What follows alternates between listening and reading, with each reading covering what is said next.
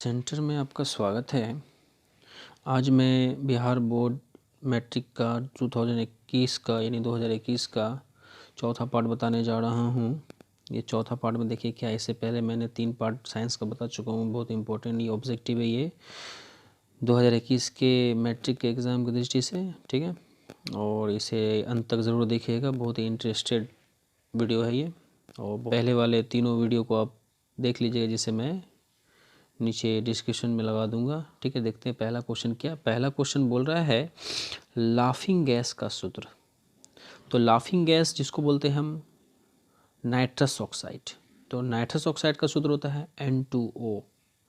N2O का रासायनिक नाम क्या हो गया, chemical name nitrous oxide. Second question क्या है, विरंजक चूर्ण का आणविक सूत्र। विरंजक चूर्ण का आणविक सूत्र जो होता है CaOCl2 होता है। CaOCl2 होता है। तीसरा क्वेश्चन देखते हैं, प्लास्टर ऑफ पेरिस का रासायनिक सूत्र क्या होता है। प्लास्टर ऑफ पेरिस का रासायनिक सूत्र CaSO4 इंटू हाफ H2O। क्या बोलना है, प्लास्टर ऑफ पेरिस का जो सूत्र होता है CaSO4 इंटू हाफ H2O। बहुत ही इंपॉर्टेंट ऑब्जेक्टिव है ये सब, ठीक है। मार्वेलस पॉइंट सब है ये। बेकिंग सोडा, बेकिंग सोडा का दूसरा नाम है खाने वाला सोडा, जिसको हम खाने के रूप में यूज़ करते हैं। इसका सूत्र होता है सोडियम बाइकार्बोनेट। खाने वाला सोडा को क्या बोलते हैं, खाने वाला सोडा को बोलते हैं सोडियम बाइकार्बोनेट, जिसका सूत्र होता है NaHCO3। तो खाने वाला सोडा का दूसरा नाम है बेकिंग सोडा। बेकिंग सोडा का रासायनिक नाम है सोडियम बाइकार्बोनेट। सोडियम बाइकार्बोनेट का सूत्र होता है NaHCO3। अब हम आते हैं धोवन सोडा। नेक्स्ट क्वेश्चन देखते हैं, धोवन सोडा जिसको वॉशिंग पाउडर बोलते हैं, वॉशिंग सोडा ही बोलते हैं। तो धोवन सोडा या धुबुआ सोडा, तो इसका सूत्र होता है देखिए Na2CO3 इंटू 10H2। यहाँ देखिए 10H2 है, 10H2, ठीक है। फिर से बोल रहे हैं, धोवन सोडा का Na2CO3 इंटू 10H2O, यानी इसको बोलते हैं सोडियम कार्बोनेट। क्या बोलते हैं, सोडियम कार्बोनेट। अगेन मैं रिपीट कर रहा हूँ, सोडियम कार्बोनेट यानी धोवन वाला सोडा। तो पूछ देगा कि धोने वाले सोडा का रासायनिक नाम क्या है, केमिकल नेम क्या, तो केमिकल नेम हो गया सोडियम कार्बोनेट। और इसका सूत्र क्या हो गया, इसका सूत्र हो जाएगा Na2CO3 इंटू 10H2। अब हम आते हैं नेक्स्ट जिप्सम यानी जिप्सम उसे कहते हैं, यानी जिप्सम को अगर हम 120 डिग्री सेल्सियस ताप पे गर्म करेंगे तो क्या बनेगा, प्लास्टर ऑफ पेरिस बनेगा। क्या बनेगा, प्लास्टर ऑफ पेरिस बनेगा, ठीक है। तो देखते हैं जिप्सम का सूत्र क्या होता है। जिप्सम का सूत्र होता है CaSO4 इंटू 2H2O। जिप्सम का सूत्र होता है CaSO4 इंटू 2H2O। इसका रासायनिक नाम क्या हुआ, calcium sulphate dioxide. Calcium sulphate dioxide, यहाँ देखिए क्या है, जिप्सम का रासायनिक नाम क्या है, कैल्शियम सल्फेट डाइहाइड्रेट है। क्या है, डाइहाइड्रेट है। नेक्स्ट आते हैं, नेक्स्ट क्वेश्चन है नीला थोथा। क्वेश्चन क्या है, नीला थोथा। नीला थोथा का दूसरा नाम है तुतिया, जिसको बोलते हैं कॉपर सल्फेट। तो कॉपर सल्फेट का सूत्र जो होगा, इसका पूरा नाम देखते हैं क्या, कॉपर सल्फेट है। इसका सूत्र होता है CuSO4 इंटू 7H2O। तो नीला थोथा यानी तुतिया का जो सूत्र होता है CuSO4 इंटू 7H2O। बहुत ही इंपॉर्टेंट ऑब्जेक्टिव है ये, 2021 में 100% इससे बहुत क्वेश्चन रहेगा, ठीक है। देखते हैं क्या है। संगमरमर का सूत्र क्या होता है, संगमरमर का सूत्र होता है CaCO3। संगमरमर का सूत्र होता है CaCO3। आगे देखते हैं, चुन चुन के मैं डाला हूँ क्वेश्चन को, ठीक है। इसको बढ़िया से 2 बार 3 बार देखिए, 100% आपको समझ में आएगा। चूना का सूत्र देखिए, इसमें 3 सूत्र है, एक चूना सूत्र, एक चूना पत्थर और एक चूना जल। 3 सूत्र है इसमें 3 सूत्र क्या क्या है वो देख लीजिए। पहला है चूना पत्थर। तो चूना पत्थर का सूत्र होता है कैल्शियम कार्बोनेट। चूना पत्थर का रासायनिक नाम है कैल्शियम कार्बोनेट, जिसको बोलते हैं CaCO3। चूना पत्थर का रासायनिक नाम है CaCO3। और चूना का जो रासायनिक सूत्र क्या है, चूना का CaO, जिसको बोलते हैं कैल्शियम ऑक्साइड। चूना का सूत्र होता है CaO, जिसको बोलते हैं कैल्शियम ऑक्साइड। नेक्स्ट देखते हैं क्या है, बुझा चूना का दूसरा नाम है चूना जल। ध्यान देना, ये बिहार बोर्ड का मॉडल पेपर में भी दिया है, ठीक है। बुझा चूना जिसको बोलते हैं चूना जल, तो इसका रासायनिक सूत्र है CaO2H पे होल 2, ठीक है। CaOH पे होल 2, इसको बोलते हैं चूना पत्थर। चूना जल। नेक्स्ट है मीथेन। मीथेन का सूत्र होता है CH4। मीथेन का सूत्र होता है CH4। मीथेन का सूत्र क्या होता है? CH4। याद रखना, बहुत इंपॉर्टेंट क्वेश्चन है, ठीक है। नेक्स्ट आते हैं, नेक्स्ट देखते हैं एसिटिलीन। एसिटिलीन, एसिटिलीन का सूत्र होता है C2H2। एसिटिलीन का सूत्र क्या होता है? C2H2 यानी CT2। ये तो एल्कीन का, ये एल्काइन ग्रुप है, इसमें ट्रिपल बॉन्ड लगता है, इसमें डबल C के बीच में, कार्बन कार्बन के बीच में एसिटिलीन में ट्रिपल बॉन्ड होता है। नेक्स्ट आते हैं बेंजीन। बेंजीन का होता है सूत्र C6H6। बेंजीन का सूत्र C6H6। उसके बाद चीनी का सूत्र C12H22O11। चीनी का सूत्र क्या होता है? C12H22O11। उसके बाद ग्लूकोज का सूत्र देखते हैं। ग्लूकोज का सूत्र क्या है? C6H12O6। C6H12O6 ग्लूकोज का सूत्र C6H12O6। नेक्स्ट सल्फ्यूरिक अम्ल, बहुत ही इसमें 100% जितना भी रासायनिक सूत्र अभी हम इस वीडियो में दिए हैं, इसमें जरूर 1 से 2 क्वेश्चन हमें इस वीडियो में, अभी जहाँ तक रासायनिक सूत्र का बात बोल रहे हैं, इसमें 2 क्वेश्चन रहेगा, ठीक है। तो ग्लूकोज का रासायनिक सूत्र C6H12O6। सल्फ्यूरिक अम्ल का सूत्र होता है H2SO4। नेक्स्ट है नमक का सूत्र। नमक का रासायनिक सूत्र है NaCl। नमक का रासायनिक सूत्र क्या होता है? NaCl। शोषण कैसी अभिक्रिया है? तो शोषण जो है ऊष्माक्षेपी। शोषण किस प्रकार की अभिक्रिया है? ऊष्माक्षेपी, यानी ऊष्मा हम क्या करते हैं? ग्रहण करते हैं। ग्रहण करने के बाद ऑक्सीजन जब हमारे शरीर में जाता है तो ऑक्सीजन क्या करता है? हमारे भोजन को पचाता है। तो इस तरीके भोजन को पचाने की प्रक्रिया को ही हम ऊष्माक्षेपी कहते हैं। नेक्स्ट आते हैं केरोसिन में। किसे केरोसिन में डुबोकर रखा जाता है? किस धातु को केरोसिन में डुबोकर रखा जाता है? किस धातु को केरोसिन में डुबोकर रखा जाता है? तो याद रखना है, सोडियम पोटेशियम को केरोसिन में डुबोकर रखा जाता है। सोडियम और पोटेशियम को किस में रखा जाता है? केरोसिन में डुबाकर रखा जाता है। ये बहुत ही अभिक्रियाशील होती है, जिसके कारण ये अगर बाहर रहेगी तो जल उठेगी, इसलिए इसको केरोसिन में डुबो। ऑक्सीजन के प्रेजेंट में जल उठती है खुद स्वतः, तो ऑक्सीजन की प्रेजेंट में ये स्वतः जल उठती है, इसलिए ऑक्सीजन से दूर रखा जाता है, इसलिए केरोसिन तेल में इसको डुबा कर रखा था ताकि ये ना जले। तो याद रखना है, किसे केरोसिन तेल में डुबा कर रखा जाता है? तो सोडियम और पोटेशियम को। नेक्स्ट आते हैं किस धातु को चाकू से काटा जाता है? तो चाकू से काटा जाता है सोडियम और लिथियम और पोटेशियम, तीनों को। सोडियम, लिथियम और पोटेशियम, ये तीनों बहुत अभिक्रियाशील भी होती है और इसे केरोसिन में भी डुबा कर रखा जाता है और इसे चाकू से भी आराम से काट सकते हैं। तो याद रखना है, किस धातु को चाकू से काटा जा सकता है? तो याद रखना है सोडियम, लिथियम और पोटेशियम। नेक्स्ट आते हैं कौन से धातु को कमरे के ताप पर रखा जाता है? तो वो है पाड़ा, जिसको पाड़ा का सूत्र होता है Hg। पाड़ा का सूत्र होता है Hg। तो Hg जो होता है वो कमरे के ताप पर द्रव अवस्था में रहता है, यानी लिक्विड फॉर्म में होता है, ठीक है। नेक्स्ट आते हैं दूध से दही का बनना। दूध से दही का बनना रासायनिक परिवर्तन। अब हम समझते हैं रासायनिक परिवर्तन और भौतिक परिवर्तन किसको बोलता है। तो हम नेक्स्ट पेज में देखते हैं रासायनिक परिवर्तन भौतिक परिवर्तन से। तो यहाँ पर ऊपर देखिए क्वेश्चन क्या बोल रहा है कि पानी का बर्फ का बनना कौन सा परिवर्तन है? तो पानी का बर्फ में बदलना भौतिक परिवर्तन है। पानी का बर्फ में बदलना कौन सा परिवर्तन है? भौतिक परिवर्तन। तो हम जानते हैं रासायनिक और भौतिक परिवर्तन को पहले जान लेते हैं। भौ से भौतिक और से रासायनिक परिवर्तन। तो भौतिक परिवर्तन ऐसा है जो कि अपने फॉर्म में चेंज होने के बाद फिर वो अपने फॉर्म में वापस आ जाए, उसी को बोलते हैं भौतिक परिवर्तन। यानी भौतिक परिवर्तन वह परिवर्तन है जो बदलने के बाद, अपना रंग रूप चेंज करने के बाद फिर वो अपने रूप में स्वतः आ जाए, तो उसी को बोलते हैं भौतिक परिवर्तन। जैसे हम एग्जाम्पल में बोलते हैं पानी का जमना, ये भौतिक परिवर्तन है, ठीक है। रासायनिक परिवर्तन वह परिवर्तन जो रूप में चेंज होने के बाद फिर अपने रूप में ना आ पाए, उसे हम रासायनिक परिवर्तन करते हैं। जैसे लोहे में जंग लगना, लोहे में जंग लगेगा तो लोहा जंग लगने से भारी हो जाएगा, फिर जंग को साफ करेंगे, लोहा हल्का हो जाएगा, वो अपने रूप में नहीं आया। दूध का फटना, जैसे दूध का फटना रासायनिक परिवर्तन है। दूध का फटना, दूध अगर फट जाएगा तो फिर उसको दूध नहीं बना सकते हैं। दूध से दही का बनना, दूध से अगर दही बन जाएगा फिर दही से दूध नहीं बना पाएंगे, इसलिए यह रासायनिक परिवर्तन है, ठीक है। बैलून का फटना, बैलून अगर फट जाएगा तो फिर उसको बैलून नहीं बना पाएंगे, तो रासायनिक परिवर्तन हो गया।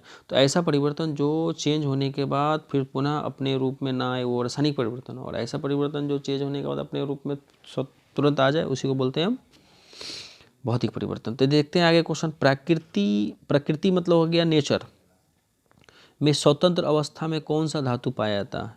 तो प्रकृति में स्वतंत्र अवस्था में पाए जाने वाला धातु नीचे दिख लीजिए। तो सबसे नंबर 1 पे आता है गोल्ड, उसके बाद आता है चांदी, उसके बाद आता है प्लेटिनियम। प्लेटिनियम को सूत्र होता है Pt। देखिए गोल्ड का सूत्र होता है AU, गोल्ड का सूत्र होता है AU, चांदी का सूत्र होता है AG और प्लेटिनियम का सूत्र होता है PT। ये 3 धातु ऐसा है जो कि प्रकृति रूप में हमें स्वतंत्र रूप में मिल जाएगा, ठीक है। अब आते हैं नेक्स्ट,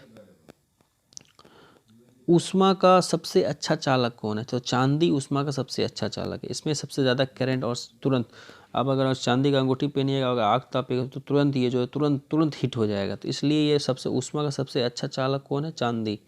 नेक्स्ट आते हैं, लोह ऑक्साइड का संयोग करने पर लोहा ऑक्सीजन से संयोग कर क्या बनता है? लोहा ऑक्सीजन से संयोग कर बनता है लोह ऑक्साइड। लोह ऑक्साइड का सूत्र होता है Fe2O3। लोह ऑक्साइड यानी लोहा ऑक्सीजन से संयोग कर लोह ऑक्साइड बनता है, फेरस ऑक्साइड बनता है Fe2O3। फिर देखते हैं क्या है, पोटेशियम का संकेत और परमाणु संख्या। तो पोटेशियम का संकेत K होता है और परमाणु संख्या 19 होता है। पोटेशियम का संकेत K होता है और परमाणु संख्या 19 होता है, बहुत इंपॉर्टेंट क्वेश्चन, ठीक है। उसके बाद सोडियम, नीचे देखिए क्या है, सोडियम का परमाणु संख्या Na होता है और इसका सोडियम का संकेत Na होता है, इसका परमाणु संख्या 11 होता है, ठीक है। नेक्स्ट आते हैं लोहा, लोहा का परमाणु संख्या 26 होता है, लोहा का संकेत Fe होता है। सब जितने क्वेश्चन सब बहुत ही इंपॉर्टेंट है। नेक्स्ट आते हैं सबसे सक्रिय धातु कौन है? तो सबसे सक्रिय धातु यहाँ हम 2 को नाम लिखे, एक पोटेशियम और एक सोडियम। तो ये दोनों ही सबसे सक्रिय धातु है, लेकिन सब सोडियम से ज़्यादा सक्रिय पोटेशियम है। पोटेशियम सबसे ज़्यादा सक्रिय धातु है, ठीक है। उसके बाद अगर आता है तो वो आएगा सोडियम, यानी ये दोनों धातु क्या है? सक्रिय है। तो ये दोनों धातु सक्रिय है, लेकिन सबसे ज़्यादा सक्रिय कौन है? पोटेशियम। नेक्स्ट आते हैं सबसे कम सक्रिय धातु कौन है? तो सबसे कम सक्रिय धातु जो है सोना है। सबसे कम सक्रिय धातु सोना है, उसके बाद चांदी है, उसके बाद प्लेटिनियम है। उसके बाद कौन है? प्लेटिनियम। प्लेटिनियम का सूत्र होता है PT, ठीक है। और ये पूछता है कि निम्नलिखित में से कौन सा सक्रिय धातु है? तो याद रखना है AU, AG और P, यानी AU, AG और PT ये बहुत ही सक्रिय धातु है, लेकिन सबसे कम सक्रिय है AU मतलब सोना। नेक्स्ट है क्वेश्चन, 7 से कम pH मान वाले को क्या कहते हैं? तो 7 से कम pH मान वाले को एसिड बोलते हैं, यानी अम्लीय बोलते हैं। क्या बोलते हैं? अम्लीय बोलते हैं। 7 से कम pH मान वाले को क्या बोलते हैं? अम्लीय बोलते हैं, ठीक है। अब हम नेक्स्ट आते हैं, 7 से अधिक pH मान वाले को क्या कहते हैं? 7 से अधिक pH मान वाले को क्षार बोलते हैं, याद रखना।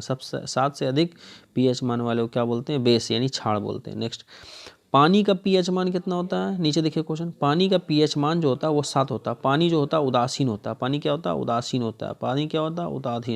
पानी क्या होता है? उदासीन होता है। नेक्स्ट आते हैं, नेक्स्ट देखिए क्या है, ये रासायनिक अभिक्रिया से है, बहुत इंपॉर्टेंट। एक रासायनिक अभिक्रिया आपका एग्जाम में 100% रहेगा। देखते हैं CaCO3 को जब तोड़ा जाता है, एक बड़ा है, ये बड़ा एलिमेंट है, एक बड़ा एलिमेंट को जब 2 छोटे छोटे एलिमेंट में तोड़ा जाता है, 2 या 2 से अधिक छोटे छोटे एलिमेंट में तोड़ा जाता है, उसको बोलते हैं वियोजन अभिक्रिया। वियोजन यानी वियोज किया गया, यानी ये वियोजन अभिक्रिया। CaCO3 को जब तोड़ा गया, एक बड़ा यौगिक को 2 या 2 से अधिक यौगिक में तोड़ा जाए तो उसको बोलते हैं हम वियोजन अभिक्रिया। कौन सा अभिक्रिया? वियोजन या अपघटन अभिक्रिया। नेक्स्ट आते हैं, नीचे क्या है? FeCuSO4। देखिए यहाँ FeCuSO4, यहाँ जो SO4 जो है आ गया है Fe में, देखिए यहाँ अगला में FeSO4 हो गया। तो यहाँ पर जो ये विस्थापित हुआ, क्या हुआ? विस्थापित हुआ। और विस्थापित में क्या विस्थापित हुआ? एगो मतलब हो गया, यहाँ जो है SO4 जो है SO4 विस्थापित होकर Fe में आ गया, तो Fe में विस्थापित हो गया, उठ करके इधर आ गया, तो इसलिए बोलते हैं इसको विस्थापन अभिक्रिया। लेकिन विस्थापन अभिक्रिया 2 प्रकार का होता है, एक एकल, एक उभय। तो यहाँ एगो विस्थापित हुआ, इसलिए इसको बोलेंगे एकल विस्थापन अभिक्रिया। नेक्स्ट आते हैं CuOH2 को जब हम ये करें, ये भी देखिए विस्थापित हुआ है, तो इधर का जो H2 इधर आ गया और O उठ के इधर चले आया, तो इसको बोलते हैं विस्थापन अभिक्रिया। लेकिन विस्थापन अभिक्रिया के साथ ये ऑक्सीजन भी आया, इसको ऑक्सीकरण भी बोल सकते हैं। नेक्स्ट है HCl हाइड्रोक्लोरिक अम्ल और NaOH। हाइड्रोक्लोरिक अम्ल जो हो गया ये अम्ल हो गया। हाइड्रोक्लोरिक अम्ल क्या हो गया? ये अम्ल हो गया। हाइड्रोक्लोरिक अम्ल जो है ये अम्ल हो गया, और NaOH जो हो गया ये क्षार हो गया। जब अम्ल को क्षार से जब अभिक्रिया करते हैं तो क्या बनता है? भस्म बनता है। अम्ल को जब क्षार से अभिक्रिया करते हैं तो भस्म बनता है। तो उसी को बोलते हैं हम कौन सा, उदासीनीकरण अभिक्रिया। अम्ल और क्षार और लवण, ठीक है। नेक्स्ट आते हैं C+O2। CO2 जो है ये ऑक्सीकरण अभिक्रिया है, क्योंकि यहाँ पर ऑक्सीजन से संयोग करके CO2 का निर्माण किया, इसलिए इसको बोलते हैं ऑक्सीकरण अभिक्रिया। नेक्स्ट देखिए, अभी जस्ट मैं बताया था मोमबत्ती का जलना कौन सा परिवर्तन है, मोमबत्ती जल जाने के बाद फिर ये दोबारा अपने रूप में नहीं आएगा, इसलिए ये रासायनिक अभिक्रिया। मोमबत्ती कौन सा अभिक्रिया, रासायनिक अभिक्रिया। मोमबत्ती कौन सा अभिक्रिया, रासायनिक अभिक्रिया। नेक्स्ट आते हैं शरीर में भोजन का पचना। तो एक क्वेश्चन है, शरीर में भोजन का पचना, जैसे कि बायोलॉजी के अकॉर्डिंग ये अपचय कहलाएगा, लेकिन यहाँ पर केमिस्ट्री के अकॉर्डिंग ऑक्सीकरण। शरीर में भोजन का पचना ऑक्सीकरण अभिक्रिया है, क्योंकि ऑक्सीजन जब हम लेते हैं, ऑक्सीजन हमारे शरीर में जाता है, हार्ट से वो कनेक्ट होते हुए पूरा बॉडी में होते हुए ये शरीर में खाना पचाने में काम देता है, इसलिए ऑक्सीकरण अभिक्रिया खाना। अगर हमको ऑक्सीजन सही से नहीं मिलेगा तो खाना सही से नहीं पचेगा। नेक्स्ट है कौन सा पदार्थ बिना ज्वाला का जलता है। तो जितने भी ईंधन है सब ज्वाला देकर उठा है। जैसे केरोसिन को जलाएगा तो ज्वाला, फ्लेम जिसको बोलते हैं, फ्लेम देगा, लेकिन कोयला में सिर्फ ताव निकलता, कोयला में ज्वाला नहीं निकलता। कोयला यानी ज्वाला का मतलब हो गया कि लो, इस तरीके से लो जो है कोयला में नहीं निकलता, कोयला में सिर्फ हीट होता है। आगे देखते हैं, नींबू या संतरा में कौन सा अम्ल पाया जाता है। तो नींबू और संतरा में कौन सा, सिट्रिक अम्ल। नींबू और संतरे में कौन सा अम्ल पाया जाता है, सिट्रिक अम्ल, ठीक है। दही में कौन सा अम्ल पाया जाता है, तो दही में लैक्टिक अम्ल पाया जाता है। दही में कौन सा अम्ल पाया जाता है, लैक्टिक अम्ल पाया जाता है। तो मनुष्य के शरीर में जो पेट में जो रस होता है, जिसको बोलते हैं अमाशय रस, तो अमाशय रस में कौन सा अम्ल होता है, तो याद रखना हाइड्रोक्लोरिक अम्ल यानी HCl। अमाशय में कौन सा अम्ल होता है, तो हाइड्रोक्लोरिक अम्ल यानी HCl होता है। नेक्स्ट होता है सिरका। सिरका में कौन सा अम्ल होता है, तो एसिटिक अम्ल। सिरका में कौन सा, सिरका जैसे कि विनेगर, किसी भी फल का जो सिरका बनता है, जो बिकता है, विनेगर जिसको बोलते हैं, सिरका में कौन सा अम्ल पाया जाता है, एसिटिक अम्ल पाया जाता है। नेक्स्ट आते हैं, नेक्स्ट देखिए, ये बहुत ही इंपॉर्टेंट क्वेश्चन है, ये मॉडल पेपर में भी दिया था। लाल लिटमस में क्या मिलाया जाए जो नीला हो जाता है। तो लाल लिटमस में हम क्षार ही मिलाएंगे, यानी क्षार का मतलब 7 से अधिक pH मान वाला।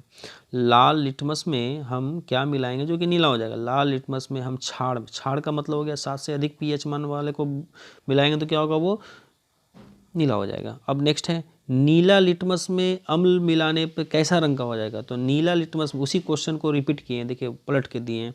नीला लिटमस में अम्ल मिलाने से वो लाल हो जाएगा। फिर उसी टाइप से नीचे देखिए, नीला लिटमस में किस pH मान का विलयन मिलाने से वो लाल हो जाएगा। तो अम्ल, यानी अम्ल मतलब 7 से कम pH मान, 7 से कम pH मान वालों को अम्ल बोलते हैं और 7 से अधिक pH मान वाले को क्षार बोलते हैं, ठीक है।